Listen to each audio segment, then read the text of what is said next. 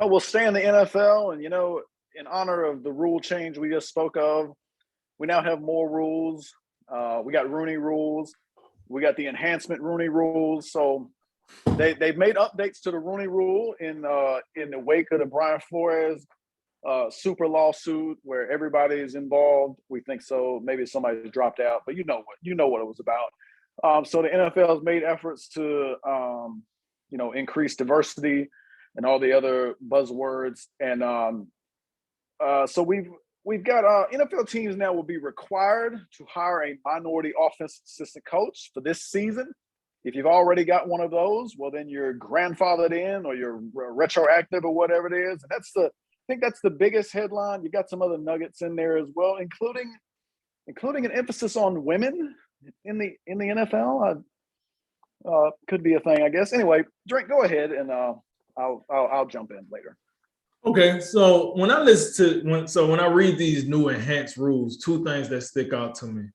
First and foremost, the fact that they generalize females is outrageous. This kind of took me out of here. Minority hires can be a female or a member of the ethnic or racial minority.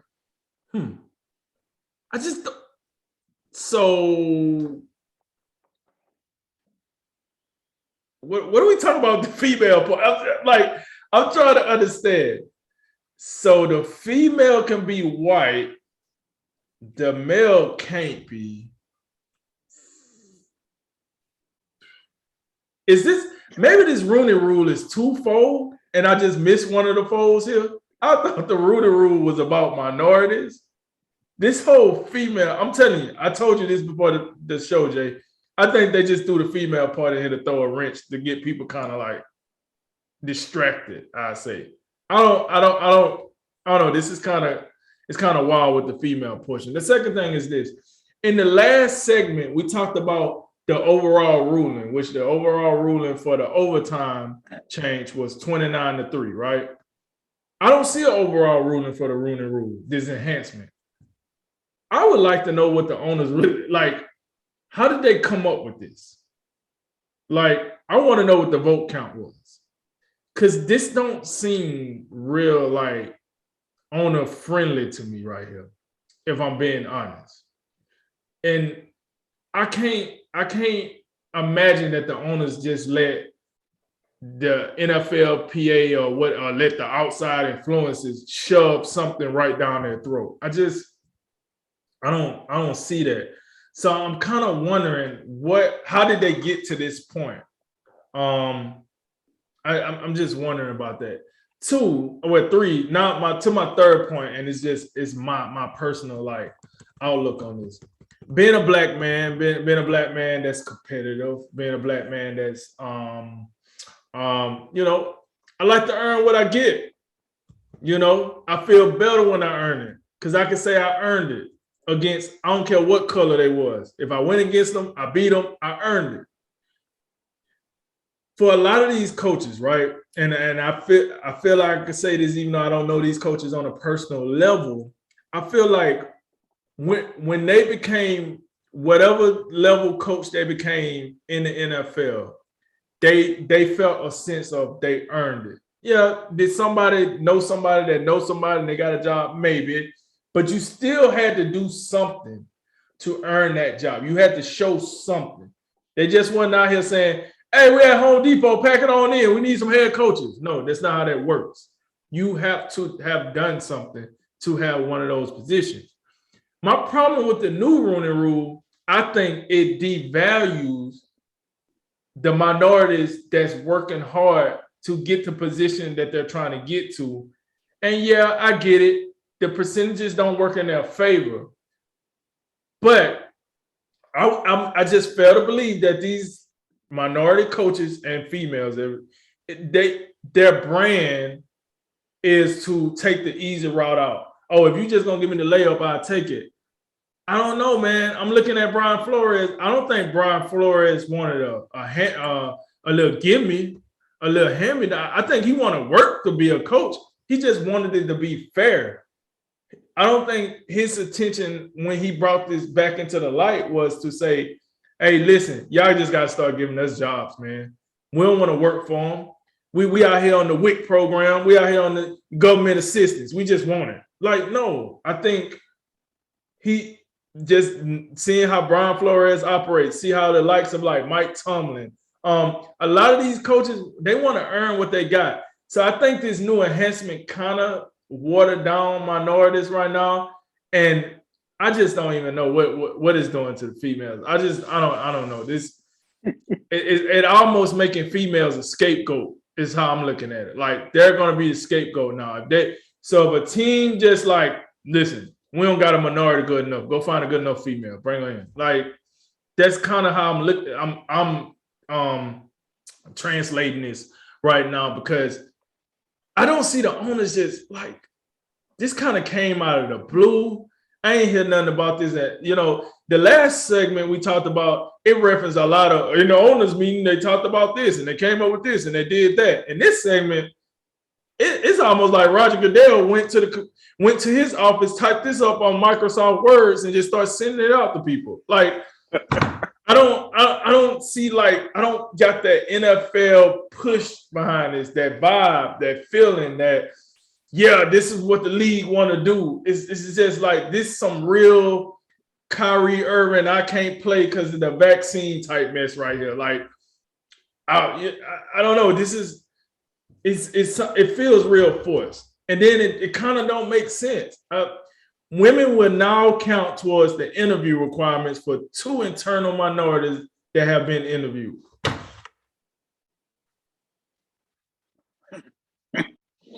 So, drink here, general manager. I got Sarah Numbnuts over here. I got Eric Benjamin, and I got Brian Flores. Both of them rubbed me the wrong way. Hey, come on, Sarah. Come on in. Hey, guys. Hey, thanks for coming. See you later. That's how I read it. I don't know if it'll go like that, but that's how I read it. This is why I think the women being added to the category is a scapegoat now.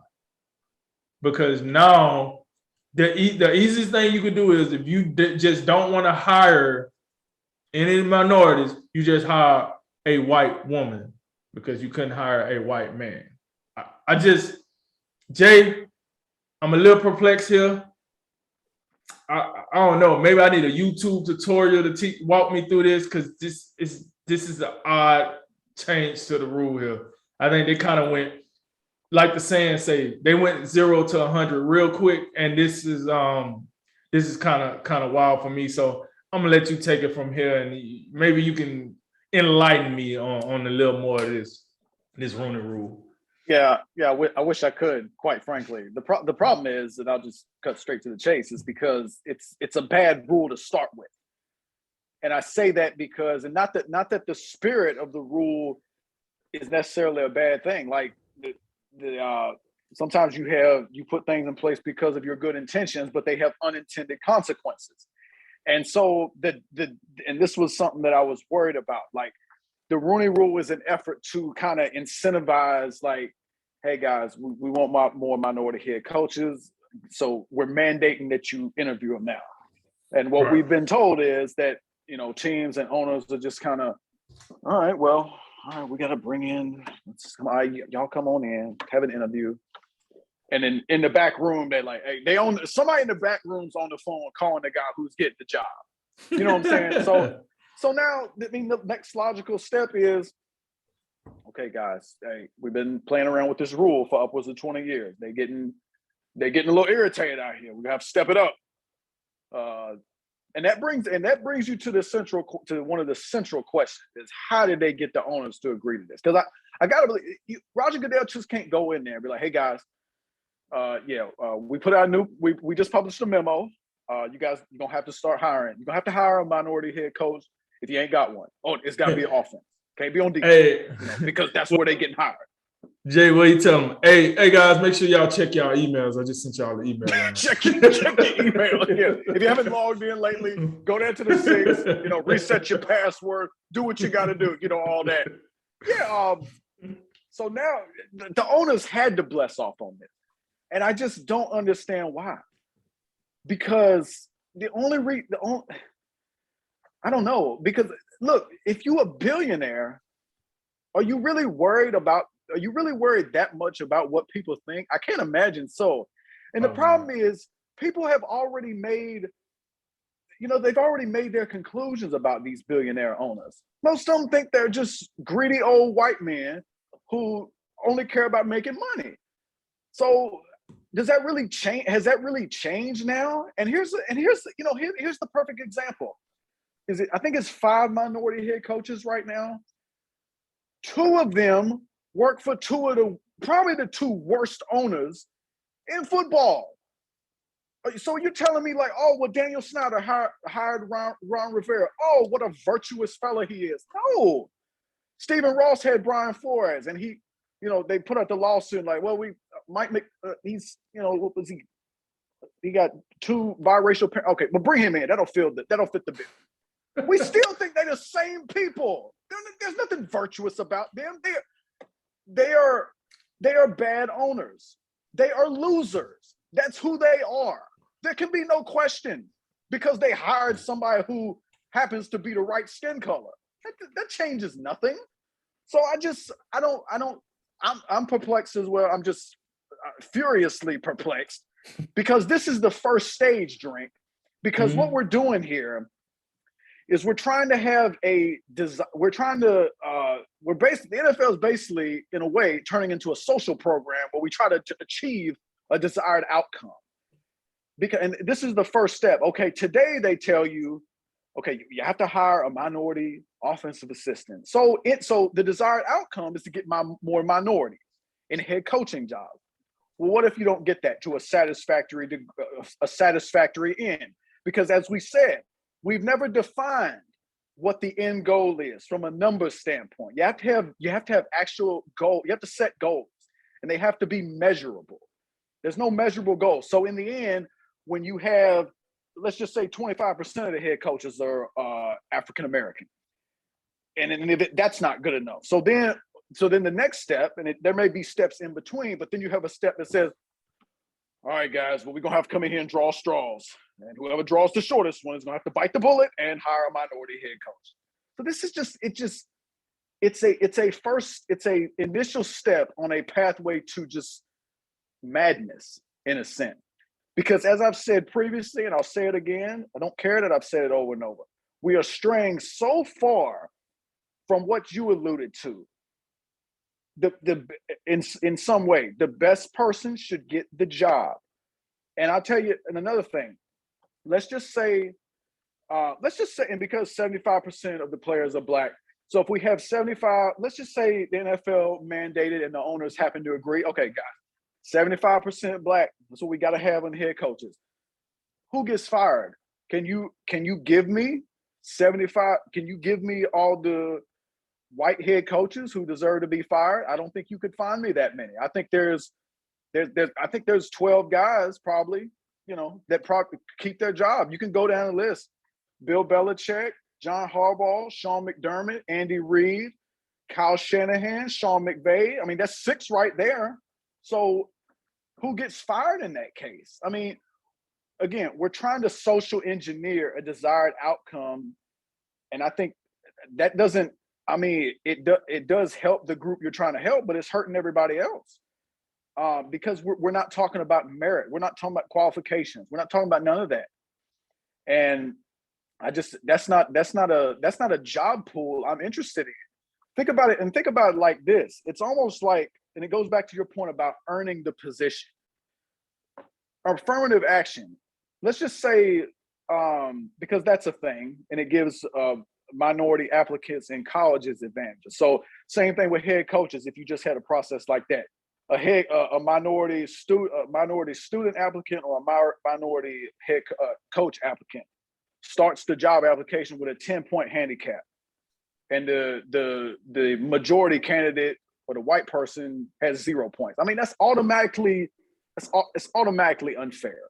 But anyway, the laughable part of this and the part you're struggling with is the woman part, and I just can't wrap my head around, because what I've been told is, look, what we want the coaching ranks to more accurately represent what the workforce looks like. That's what we've been told. Right. What does that, so you cannot apply the same argument to women because women make up 0% of the NFL workforce amongst players. That is a fact until inevitably somebody comes out and they're the next brave soul who tells us they've transitioned and they're a woman now. And then we'll have to deal with that whole mess. Right. But it just blows my mind that the standards are so different for everything. We have to represent the workforce, but now women count as minorities, and they don't even represent the NFL players at all. Nobody's a woman in the NFL playing. That part of it makes no sense. I just don't understand it. And if somehow, Drake, and you know it's true. If white women all of a sudden start benefiting from this, and they start getting these minority hit, they're all minority, and I don't even know why they bother with the whole verbiage. The minority is a female or a member of an ethnic or racial minority. Just put the candidate cannot be a white man. We all know what it means. We understand. I'm not even upset. Just say what you mean. I'm not offended. Just say what you mean. But in the end, I think it's just foolish, and it's an enhancement to a rule. That's all they were getting. They were doing what they wanted with the rule, and I think the owners have bent the knees somewhat. I'm surprised it doesn't change. It's not going to change people's opinion of them. As I said, with your the greatest examples of all who have minority head coaches, that doesn't mean anything to me. Nah, I think you made a fantastic point. Two of the worst owners, and I throw in that Jets owner too, because I don't know what he got going on either.